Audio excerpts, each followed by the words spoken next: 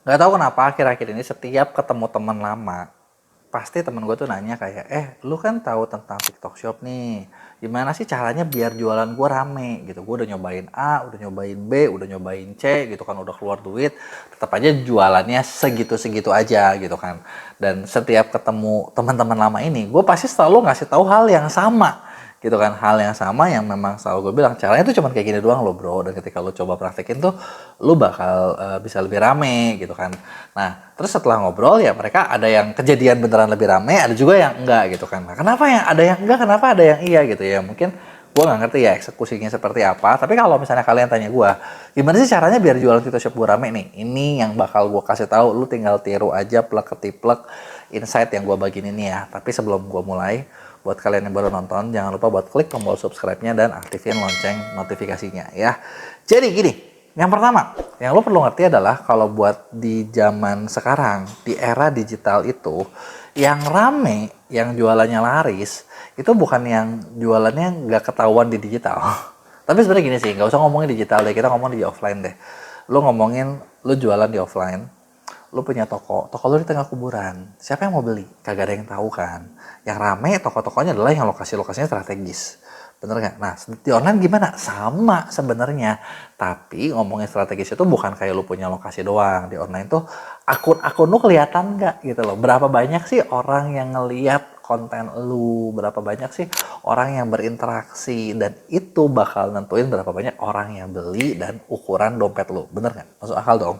Nah jadi gue boleh simpulin kayak gini, kalau lu mau rame, sesimpel adalah kuncinya adalah lu harus bisa bikin orang banyak lo ya, garis bawah nih, ngeliat apa yang lu jual. Ketika lu bisa bikin orang banyak ngeliat, disitulah kemungkinan lu bakal dibeli. Tapi apakah ngeliat doang cukup? Kagak. Karena kenapa? Fun fact-nya adalah kalau misalnya kita mau barang kita dibeli, ternyata itu tuh butuh mungkin kayak orang tuh butuh 6 sampai 7 kali kalau dari penelitiannya baru akhirnya beli barang yang mereka lihat. Misalnya gini, tentang TikTok Shop nih, ini jujur gue baru bikin buku baru, belum gue launching, segera bakal di launching. Nah misalnya nih, gue mau buku barang ini laku gitu ya, lu lihat nih, gue lagi bahas di buku di video gue sekarang sekali. Apakah lu bakal beli? Gue yakin nggak. Kenapa? Karena lu cuma ada sekali, bener nggak? Tapi ketika lu misalnya lihat dari gue cerita, terus tau ada orang lain lagi, ada yang affiliate yang mempromosikan, ada seller lain yang cerita, ini bagus loh, ini begini loh, ini begitu loh, A, B, C, D, E, F, G, banyak orang cerita. Ketika banyak orang cerita, disitulah gue yakin lu pasti baru bakal, oh oke juga ya, akhirnya lu bakal beli, bener nggak? Artinya lu butuh banyak dilihat. Lu kalau lu sering lihat di situ ya, di situ dari tadinya lu cuma tahu, lama-lama penasaran, lama-lama pengen cari tahu lebih banyak, mulailah lu nge-search, mencari di TikTok, mencari di Google gitu kan. Terus udah gitu akhirnya yaudah deh, kayaknya ini deh yang gue cari, dah klik beli gitu kan. Nah itu adalah fasenya. Jadi dari dilihat berkali-kali, akhirnya penasaran, kepo, suka, makin dicari, dibeli. Nah itu adalah user journey-nya. Jadi kayak journey dari orang belanja tuh ya ujung-ujungnya kayak gitu. Bahkan kalau misalnya lu pengen tahu lebih lanjut, ternyata gini, ada satu survei, pernah ada satu penelitian yang ngeriset tentang kayak orang di Amerika tuh butuh nonton berapa lama sih buat akhirnya beli gitu ya. Gue pernah dapat ada yang bilang kayak gini, untuk ngejual produk seharga $100 itu tuh perlu ada konten yang totalnya durasinya 1 jam. Jadi lu nonton satu konten, pokoknya tentang satu barang nge-review itu, terus apa tadi gue cerita tentang buku ya, 1 jam lu nonton terus tuh, itu durasinya 1 jam. Itu udah lu tonton berbagai review, 1 jam lu tonton, lu bakal beli barang senilai $100. Ya kalau barangnya lebih murah gimana ya, lu bagi aja lah. Berarti butuh berapa menit, bener nggak? Kalau barangnya makin mahal ya berarti makin lama kan. Dan memang fair ngomong kan, contoh gini, kayak orang jualan barang-barang yang mahal kan ya butuh lebih lama gitu kan buat dilihatnya, buat sampai akhirnya orang-orang mutusin buat beli. Nah itu kuncinya. Nah terus sekarang gini, oke, tadi kita udah lihat nih, berarti kan harus dilihat berkali-kali konten. Berarti kalau kayak gitu garis bawahnya adalah kontennya harus banyak, bener ya. Nah terus kalau gitu gimana nih sekarang kita praktekinya? Tadi gue udah kasih tahu sebenarnya secara tanpa sadar ya, kalau kalian ngeh ataupun gak ngeh, itu adalah algoritma TikTok Shop sekarang. gitu ya. Jadi lu banyak dilihat, orang lihat, bukan algoritma sih lebih tepatnya. Memang orang belajar tuh kayak gitu. Perjalanannya kayak gitu. Nah, terus gimana cara manfaatinnya nih? Gimana caranya biar kalian dibeli? Yang pertama udah pasti adalah lu harus bikin konten. Bener kan? Karena kalau lu nggak ada kontennya, ya siapa yang ngomong gitu loh, bener kan? Misalnya gini, gue bikin buku terus gitu, ya udahlah gue nggak mau bikin lah, gue nggak mau promosiin barang gue sendiri ya. Kalau gue aja nggak ngomong, siapa yang ngomong? Nggak ada lagi yang ngomong kan? Nggak ada orang yang tahu-tahu, sini lah gue promosiin, nggak mungkin. Artinya, pertama lu harus bikin konten, dan konten makin sekarang itu makin simpel, makin gampang. Lu bisa modal HP, ya udah lu tag aja langsung gitu kan, ngomong aja langsung gitu kan, atau lu ceritain dari berbagai versi lu lah, gayanya terserah gitu kan. Nah, apakah lu bikin konten doang cukup? Nggak juga. Lu harus tahu ya gimana cara bikin konten yang mungkin bikin orang tuh jadi penasaran, jadi suka, jadi beli gitu loh. Nah, untuk di sini ada berbagai macam tuh angle-nya tuh. Ada mulai dari kayak edukasi, ada mungkin kayak cerita latar belakangnya gitu kan. Nah, ini gua rasa gua nggak akan ngebahas detail gitu ya. Karena setiap produk beda, setiap kategori beda. Untuk kayak gini ya, sebenarnya kalau kayak lu gabung di kita gue tuh punya bikin satu perusahaan konsultan namanya pendampingan ordal. Di ordal tuh dibahas tuh. Jadi kayak kalau produk ini biasanya tipikal kontennya seperti ini. Gitu. Itu disuapin tuh. Makanya kalau buat teman-teman yang gabung di ordal tuh udah kayak bener-bener dituntun deh. Dituntun lu buat jualan gimana caranya, dituntun dari awal sampai akhirnya jualan lu bisa laku. Dan rata-rata nggak tahu kenapa kalau gue lihat dari data reportnya ya, 80% klien yang kerja sama ordal itu targetnya nyampe gitu kan. Jadi kan enak dong lu buat buat jualannya ya. Nah, terus yang kedua, apakah konten sendiri doang cukup? Kagak cukup. Kenapa? Karena kalau konten sendiri doang, yang namanya pembeli makin lama udah pinter gitu. Mereka udah sadar kalau gini loh. Kalau misalnya gini, gue yang jual barang, anggaplah gue jual buku ya, gue bikin buku gue pasti bakal bilang buku gue bagus. Bener nggak mungkin dong gue bikin buku gue jelek gitu kan, nggak mungkin. Ya kan, gue pasti bilang buku gue bagus, lu harus beli, dan pembelinya, kalian yang nontonnya, pasti bakal ngerasa gini, itu kan bagus kata lu, karena lu yang jual, lu yang bikin, lu yang dapet duit. Pasti lu bilang bagus dong, nggak mungkin lu bilang jelek, bener nggak? Nah, maka dari itu gue butuh konten dari orang-orang lain yang bukan gue, yang menceritakan, ya kan? Bisa review, bisa ulasan, bisa memang dia promosi affiliate, dan inilah yang kita butuhkan. Orang-orang lain yang ngomongin kalau produk kita bagus, dan ini bakal bikin efek efek hype-nya tuh dapat gitu loh, karena orang ngerasa wah nggak cuma dia nih, banyak nih yang ngomong nih, bagus nih, ini gini nih, ini gitu tuh. Nah, dan ini bakal ngeyakinin orang buat lebih percaya, lebih trust, dan buat beli. Nah, kemudian di sini affiliate nih. Nah, affiliate ini sekarang gini, lu butuh sebanyak apa? Nah, jawabannya adalah sebanyak-banyaknya.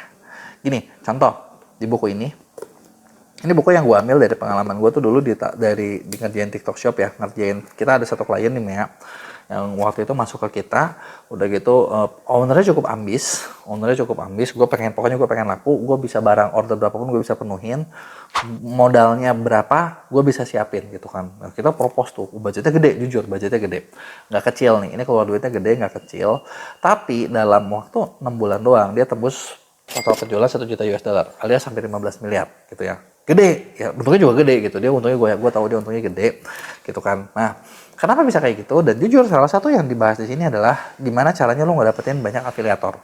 Dan waktu awal kita ngerjain toko ini, kita total tuh sampai 18.000 afiliator yang masuk mempromosikan. Jadi lo bayangin ya, di satu momen tertentu lagi puncak momen, lo buka TikTok, lo buka orang yang lagi nge-live streaming itu hampir semuanya ngepromosin barang dia dengan orang yang berbeda-beda. Itu kan bikin orang-orang ya udah deh gitu kan, siapapun itu beli, bener nggak? Siapapun itu beli, orang-orang pada mempromosikan, dan ya udah omsetnya besar-besaran gitu ya, bisa sebesar itu gara-gara kayak tadi gitu kan. Nah, makanya disitulah butuh afiliator. Nah, sekarang gimana cara nyari afiliator sampai 18.000? Modalnya gede? Yes. Bisa nggak modalnya lebih kecil? Bisa. Gini, kalau lu cara nyari afiliator biasa, berarti kan lu kan harus kontak satu-satu, ya kan? Kontak satu-satu. Nah, jujur nih, yang paling capek adalah nyari satu-satunya aja ngeselin. Ya kan? Dibalasnya nanti kapan-kapan, suka-suka gitu kan, belum tentu dibalas gitu kan. Jadi kayak udah males banget deh gitu kan. Kontaknya males. Belum tentu ngewaro, ya. Udah gitu mereka pasti minta sampel. Oke, sampel mah oke lah, nggak susah. Tapi kalau sampelnya orangnya jadi banyak, jadi repot dong, jadi capek dong. Bener ya. Terus udah gitu yang berikutnya adalah Lanjutan dari situ udah mengontak males, ini males, sampel repot, belum tentu dibikin, bener nggak? Atau dibikin cuma 1-2, ya rugi dong, bener nggak? Belum tentu dapat ketemu yang langsung produktif gitu kan. Nah, ada nggak caranya biar gampang? Ada. Lu misalnya kerjasama sama kita lewat agensi. Kenapa lewat agensi lebih gampang? Karena gini, di agensi kita udah punya database kreator yang banyak banget. Yang artinya ketika kita ngotak, kita punya barang ini mau nggak gitu loh. Nah, mereka lebih banyak yang willing buat mau gitu kan. Apakah semuanya kasih sampel? Kalau lewat kita bisa. Jadi kita bisa efektifin sampel kalian gitu ya. Efektifin gimana? Ya, adalah beberapa cara yang kita lakukan supaya kreatornya jadinya bisa mempromosikan dengan banyak meskipun lu nggak keluar sampel sebanyak yang lu butuhin gitu ya. Nah, terus dengan agensi juga enaknya adalah apa? Kalau ketika lu kerja sama-sama kita gitu kan, kita yang nyariin segala macam, kita juga yang bisa ngejagain nih. Jadi kreator lu nggak kebajak sama kompetitor gitu ya. Nah, jadi itu adalah salah satu cara mainnya gitu ya. Nah, cuman gini, yang banyak orang nggak sadar adalah ketika lo mau main afiliator, itu tuh ada 3 jenis plan. Ada yang namanya open plan, ada yang namanya targeted plan, ada yang namanya agency plan. Open plan adalah ketika lo kayak ngomong di depan toko lo, siapapun yang promosiin produk gua kasih komisi sekian. Nah, kalau ini kegedean, udah nggak ada spare. Targeted plan ketika ngasih target khusus. Agency plan ketika kita lewat agency, itu agency yang nyariin gitu ya. Nah, sebenarnya yang ideal adalah open plan jangan terlalu gede, target plan lebih gede, agency plan lebih gede. Karena agency plan nanti dia bakal ngebagi lebih banyak gitu kan. Nah, caranya seperti itu gitu ya. Nah, apakah itu doang cukup? Tadi kan gue bilang lu butuh konten, lu bikin sendiri, lu bisa butuh affiliate yang bakal bikin banyak. Tapi apakah itu cukup? Kalau lu mau cuman ya sekedar lumayan rame, bisa lah. Tapi nggak akan bisa gede-gede banget karena yang ketiga lu butuh ads. Kenapa? Ads ini yang bakal melipat gandakan semuanya. Jadi misalnya dengan lo mainin affiliate, dengan lo bikin konten sendiri, ditambah dengan lo nge-ads, nah ini hasilnya bisa yang bikin lebih berkali-kali lipat. Bisa mungkin kayak 4 kali, 5 kali, 10 kali lipat, jauh lebih tinggi lagi. Nah, nge-ads-nya kayak gimana? Nah, nge-ads sendiri yang gue selalu bahas adalah ads di TikTok itu ternyata 2 level. Ada yang level biasa, gitu ya. Yang kedua, ada yang level enterprise. Bagus mana? Ya udah pasti level enterprise lah. Nggak mungkin kan enterprise dikasih yang sama yang reguler. Bedanya apa? Gitu ya. Sebenarnya kalau misalnya lo pakai business center yang reguler gitu ya, udah lo nggak bisa punya apa-apa gitu kan. Ya jalan-jalan aja. Di business center yang enterprise itu tuh satu. Ketika spend lo dianggap cukup, lo bisa kebuka satu fitur yang namanya TTMS. TikTok Market Scope. Di mana di TikTok Market Scope ini lo bisa ngelihat jauh lebih secara helikopter view kayak oke, gue udah promosi segini. Audiens yang gue dapat udah berapa banyak sih? Yang lagi tertarik tuh sekarang berapa sih? Yang lagi mikir berapa sih? Apa sih omongan orang tentang produk gue? Itu semua secara detail ada di MarketScope. Kalau lo penasaran kayak gimana, ini lo lihat nih video review gue tentang TikTok MarketScope. Dan gue rasa ini satu platform yang powerful banget gitu kan, buat lo nentuin action plan lo ke depannya kayak gimana, strategi lo mau jualannya seperti mana, itu semua kebuka jelas di TikTok MarketScope gitu ya. Nah, jadi itu dia tadi nih 3 cara buat lo mengefektifkan jualan kalian di TikTok Shop. Kalau mau ada yang tanyain, jangan lupa buat tulis di komen, nanti gue bakal jawab di Q&A. Jangan lupa juga buat like dan share video ini ke teman-teman lo yang lain. 3 ciri-ciri seller pemula yang bakal gampang sukses ketika jualan di TikTok Shop. Gitu ya. Banyak banget teman-teman seller yang ngerasa wah gila nih, apalagi alumni Tokopedia ya. Alumni Tokopedia itu sering ngerasa kayak aduh susah nih, gue dulu di Tokopedia kayak gini doang udah bertahun-tahun rame, terus udah gitu kok sekarang jadi kayak gini sih, susah banget sih di TikTok, wah segala macam, wah ini kayaknya algoritmanya jahat dan lain sebagainya gitu kan. Padahal sebenarnya belum tentu juga gitu kan. Nah, malah kalau misalnya gue perhatiin sekarang, gue nemu nih ada beberapa seller yang sebenarnya masih baru sih, tapi begitu masuk kok bisa langsung rame ya gitu kan. Nah, ternyata ada ciri-cirinya dan gue mau spill ke kalian. Jadi kalau misalnya kalian ada punya 1 atau 2 poin, lu tinggal tambahin deh 1-2 lagi gitu biar lu cepet rame gitu kan. Tapi kalau misalnya kalian nggak punya sama sekali, berarti kalian harus kejar nih ciri-ciri ini ya. Nah, tapi sebelum gue mulai, buat kalian yang baru nonton, jangan lupa buat klik tombol subscribe-nya dan aktifin lonceng notifikasinya ya. Yang pertama, nah poin pertama adalah ketika misalnya lu kalau pengen tahu barang lu bakal rame atau enggak, jualan lu bakal laku atau enggak, itu sebenarnya simple. TikTok itu dia punya algoritma khusus di mana dia bakal ngetes si satu produk yang baru kalian upload.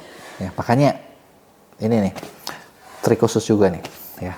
Jangan ngupload langsung, misalnya kamu punya produk 1000, langsung upload 1000-1000-nya. Jangan. Jadi dianya juga algoritmanya bingung. Gue mau ngangkat yang mana ya? Gue mau coba yang mana ya? Gitu kan. Nah, terus jadi yang benar gimana gitu kan? Lu bisa bertahap gitu. Apalah bertahap supaya si algoritmanya bisa apa ya? Maksudnya punya waktu buat mencoba melihat produk ini mana yang potensial. Ketika lu upload ya, dan tapi sebenarnya gini sih, kalau lu upload doang juga yang upload banyak banget gitu. Jadi kalau saran gue begitu lu upload, lu coba iklanin sedikit gitu kan buat ngetes ada nggak respon pasar dari produk yang kamu jual itu. Kalau misalnya ketika kamu iklanin ternyata nggak ada respon, artinya itu produk kayaknya bakalan nyep gitu loh. Tapi kalau misalnya ada respon itu yang kliknya mulai banyak gitu kan, yang yang ordernya mulai ada gitu kan. Nah, meskipun di awal masih rugi nggak apa-apa, itu lu buat tahu mana sih yang potensial, mana yang nggak. Ketika lu kayak gitu ada respon, nah di sini artinya produk yang kamu iklanin itu cukup tepat gitu ya. Tapi apakah ini cuma gara-gara ngupload doang? Nggak juga. Jadi memang harus dipelajari mulai dari kayak titik jualnya apa, menariknya di mana gitu kan. Malah TikTok itu sebenarnya punya satu apa ya, panduan sendiri. Jadi kayak judulnya tuh kalau misalnya lo mau laku tuh kayak ini dari produknya seperti apa, penggunaannya seperti apa. Jadi ada guideline yang bisa lo ikutin gitu kan. Ketika lo lakuin itu bisa kelihatan. Guideline-nya kayak gimana? Gue nggak akan bahas di sini. Kalau lo penasaran, lo bisa lihat di video gue yang lain nih ya. Nah, terus yang kedua, itu kan respon pertama nih ketika lo iklanin ada rame atau enggak, itu kayak gitu. Yang kedua adalah ketika lo udah mulai misalnya lo bikin yang namanya affiliate plan, open plan aja, banyak nggak orang-orang yang langsung daftar request sample? Nah, kalau misalnya ketika lo bikin nggak ada yang request sample, wah, ini gawat nih. Kenapa? Karena kalau nggak ada yang request sample, artinya produk lu nggak menarik di mata orang lain. Gitu. Kalau nggak menarik di mata orang lain, ya gimana mau laku? Nah, tapi ketika lu masukin itu produk dan ternyata cukup banyak yang request sample sampai lu kewalahan gitu kan. Nah, itu artinya produk lu calon lakunya itu tinggi. Tapi apakah ketika orang request sampel harus lo terima semua? Ya enggak juga lah. Lo cek dulu, lo sortir dulu. Itu bagus nggak? GMV-nya tinggi apa enggak? Kontennya seperti apa? Nyambung nggak? Kalau misalnya nggak nyambung, jangan lumayan kasih-kasih aja. Karena ketika lo ngebagiin banyak sampel, ini nih poin yang bisa bikin penghasilan kalian bukannya plus, tapi minus. Kenapa gue bilang bisa minus? Karena gini, ketika dia request sampel, kan kalian kirim pick up ya. Itu ongkos kirim siapa yang nanggung? Nah, seller lah. Sekarang kalau lo sekali kirim misalnya 100 sampel. 100 kali 30 ribu, 3 juta guys.